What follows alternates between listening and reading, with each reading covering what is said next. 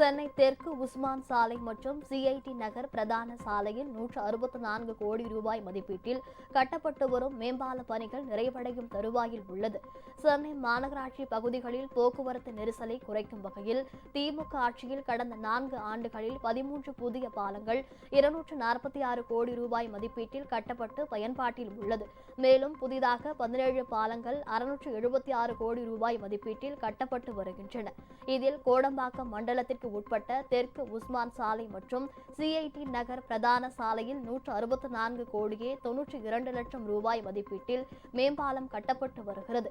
இந்த மேம்பாலம் 1200 மீட்டர் நீளம் மற்றும் 8.40 மீட்டர் அகலத்தில் நடைபாதைகளுடன் 53 தூண்களுடன் இருவழி பாதையாக அமைக்கப்பட்டு வருகிறது. இந்த மேம்பால பணிகள் முடிவடைந்த பிறகு 2 லட்சம் பொதுமக்கள் பயன்பெறுவார்கள். தினசரி 40,000 வாகனங்கள் இப்பாலத்தின் வழியாக செல்லும் என அரசு செய்திக்குறிப்பில் தெரிவிக்கப்பட்டுள்ளது.